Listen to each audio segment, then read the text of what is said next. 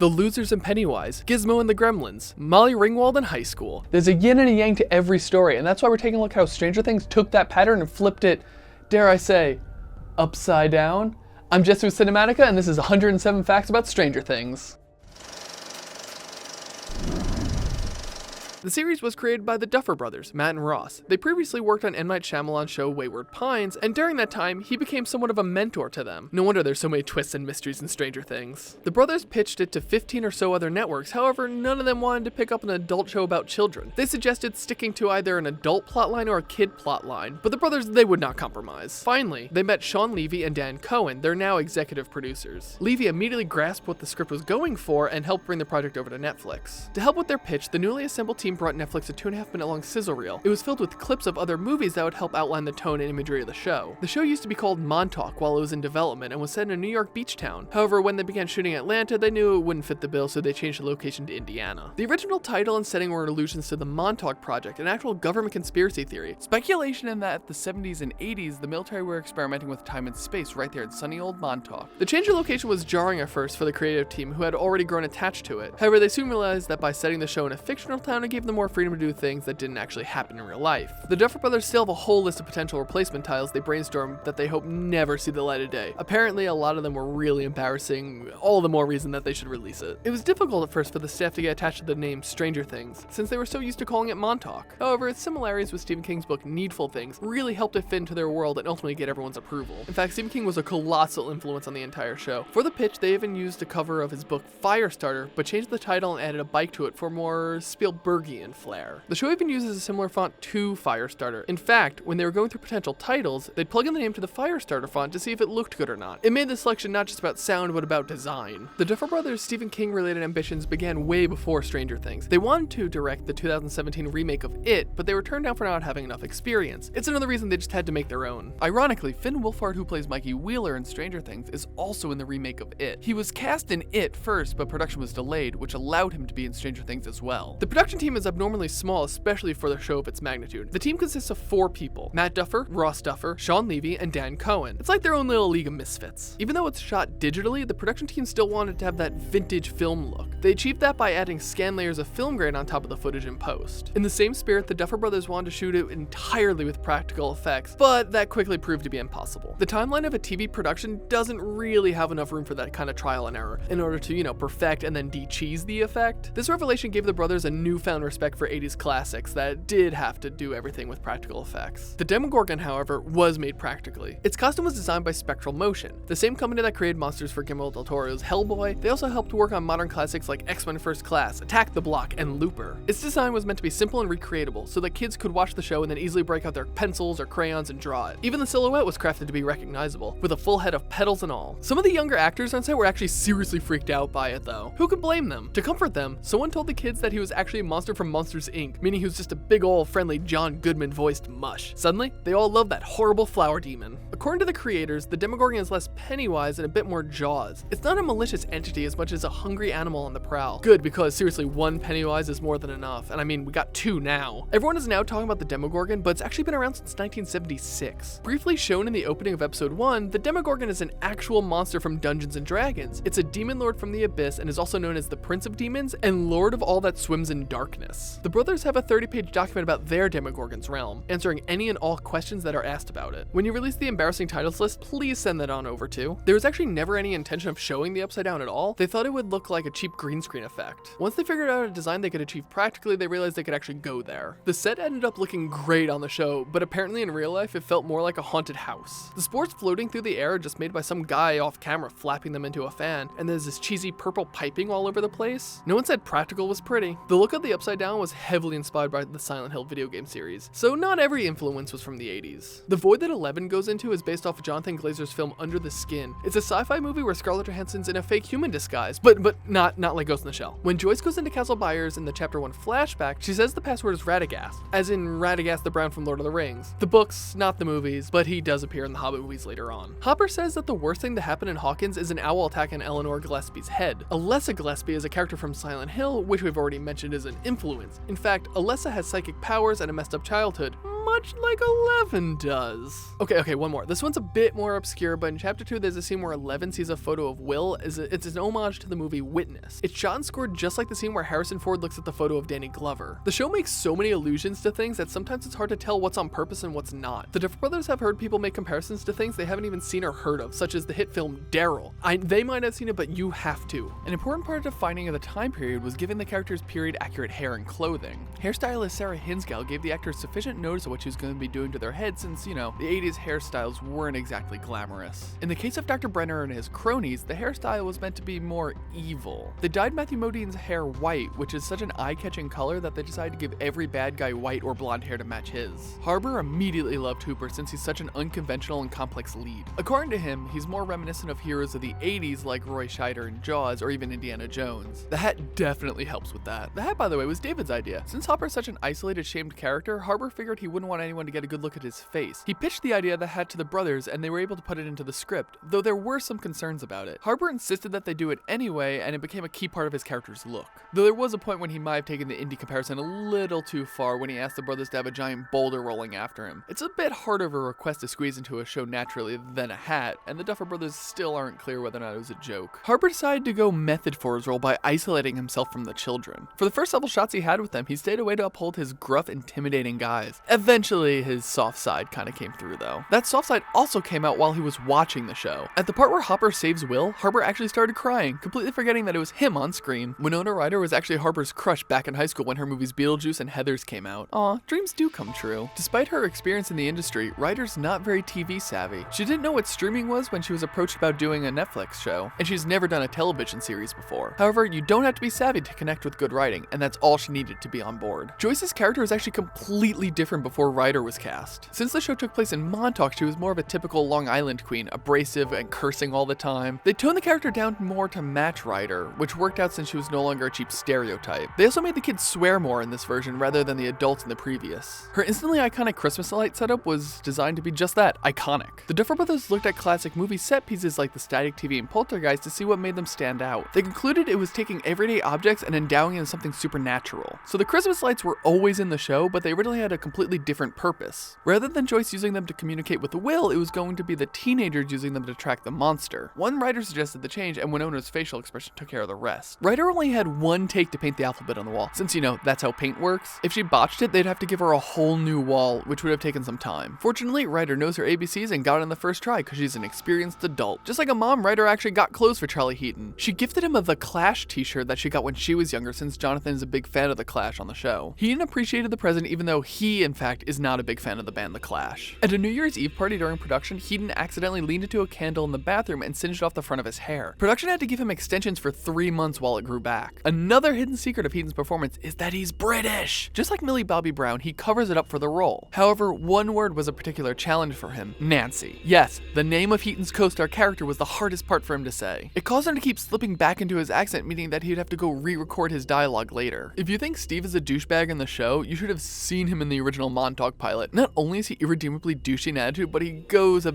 way too far to irredeemable places with a lot of the other characters on it, and that is kind of all I'll say on that one. The role changed in part thanks to Joe Keery. When they cast him, they realized that he was too likable to stay a jerk for the entire run of the season. So they wrote in more of an arc for him where his sensitive side comes out. It was also a move to differentiate the show from a movie, where movie characters don't need to change much over 2 hours, but TV characters can change a whole lot over 8. Big rule in film is that the hardest thing to work with are pets and children. So casting children in leading roles is always risky. The Duffer Brothers knew that if they had one weak link, it would ruin the entire show. The audition process began before many of the scripts were even written, with the auditioneers reading off lines from Rob Reiner's Stand By Me. Shortly after the kids were cast, they started a group chat called Stranger Text that they used to communicate over the summer before the production began. By the time they got on set, they were already best buds. Millie Bobby Brown had her big break in the 2014 TV show Intruders. The Duffer Brothers hadn't seen it, but their role model Stephen King actually did. In fact, he gave her a glowing review on Twitter saying, "The girl in Intruders is terrific. Is it my imagination, or are children actors a lot better than they used to be?" be. They sure are in this show. One of the biggest challenges for Millie was learning how to speak using only her face. She'd try to add in or improvise additional lines, but then get called out by the crew. Keep on scoffing, Millie. All in all, Eleven only says 246 words throughout the entire first season, many of which are repeated words like no and papa. As a result, we still don't know much about Eleven aside from a few hints about her mother's involvement in the experimentation. The Duffer Brothers said this was done on purpose, as viewers are going to be uncovering the mysteries alongside ordinary characters. If they don't know, we don't know. And they might not know the whole truth for a while. In the original pilot, Eleven blows a door off its hinges right off the bat. When mapping out the season though, the Duffer Brothers decided to change that and slow down the reveal, instead teasing her powers and backstory over more time. Additionally, the creators made Eleven way less violent than in the pilot. The original draft was more R-rated, and Eleven was straight up murdering people. That was toned down to the more E.T. type Eleven that we've come to sorta know and definitely love. The violent E.T. approach had an influence of its own though. It was actually based on the anime Elfen Lied. It itself is an Akira-inspired show that Matt Duffer watched. Millie was inspired to shave her head by Charlize Theron. Theron had just cut it all off to play Furiosa in Mad Max's Fury Road, and made a big statement in the process. Millie decided to follow her lead and commit to the bald, badass aesthetic. Eleven was intended to go full bald with no stubble at all. However, the completely shaven look carried an aggression that didn't quite work for the character, especially as a kid. So they went with short. The shaved head to stubble was an easy fix, but one day Millie showed up on set completely covered in glitter. Production had to be held for 30 minutes while they tried to get the glitter off of her. The crew still doesn't know exactly where all the glitter came from. I guess it's just all part of the greater mystery. They may be actors, but kids will be kids. During one scene on the abandoned school bus, the boys fouled up the confined space so badly with farts that the crew had to evacuate. After that, they were given what I would imagine to be the funniest pep talk of all time. When the Duffer Brothers first wrote Dustin's character, they didn't have a clear image of who he was. They described him more as a stereotypical nerd. When Gaten Matarazzo was cast in the role, it helped them mold the character to become more of a breakout star. Gaten actually has cleidocraniodysplasia, which is why Dustin was ridden with it. Gaten wears fake teeth normally though. Following his appearance on the show, he began getting the message from other people with the condition, letting him know that his character was helping them feel more comfortable with themselves. You know what isn't comfortable though? Puberty! Gaten went through this otherworldly transformation during production. By the time they reached post-production, his voice had changed so much they couldn't even use it for pickup lines. Finn Wolfhard brought a new dynamic to Mike. Wheeler was originally written with his head in the clouds, however, Finn brought a more twitchy energy that they loved, so they decided to write him that way instead. Though the Duffer Brothers may have been projecting onto Finn a bit. They discovered that he was so much like them when they were kids, especially since he grew up watching 80s and 90s movies. It became a running joke on set, like having a third Duffer. And just like they would a younger Duffer, the brothers teased Finn about his kiss with Millie. They'd go up to him and make kissy sounds, which sounds annoying, but it actually helped ease the tension. It was Millie's first kiss, and when they yelled cut after it was over, she jumped back and yelled, "Kissing sucks! That sucked!" The actors had a lot of influence on their roles. Caleb McLaughlin insists that Lucas wear a camouflage bandana in the last 3 episodes. The team apparently very receptive to headwear suggestions, let him have it. Out of all the kids, Millie is the most serious on set, whereas Caleb is more likely to botch a scene by laughing. The kids aren't just talented actors, they're musicians too. Millie, Gaten, and Lucas can all sing, and the latter two have been on Broadway, in Les Mis and Lion King respectively. Finn Wolfhard, on the other hand, is in a band called Calpurnia. Now I'm just waiting for that musical episode. Aniston and Tinsley Price, who have switched off as Holly Wheeler, have also tag-teamed another TV juggernaut. They played Judith on The Walking Dead in 2013. As it turns out, the twins are excellent improvisers too. Several moments of the show, such as sinking into the chair or telling Joyce that she saw something on the wall, were completely unscripted. The Duffer Brothers wanted to create this feeling that no character was safe like in Stand By Me. They accomplished this by introducing would-be main players like the diner cook Benny or Barb, and then killing them off before they could even be fully realized. Barb's death in particular comes as a shock because it defines the traditional rule of horror. Traditionally, virgins are safe. According to Rough Duffer, there's something particularly tragic about the loner character getting snatched and not making it out, especially while Nancy is inside safe, having sex. Don't feel like the Duffer Brothers are taking an easy shot at the little guy though. The two considered themselves Barbs when they were in high school. Barb was Shannon Purser's first ever role. Imagine going from nobody to the center of a rallying cry for justice. I mean, stranger things have happened.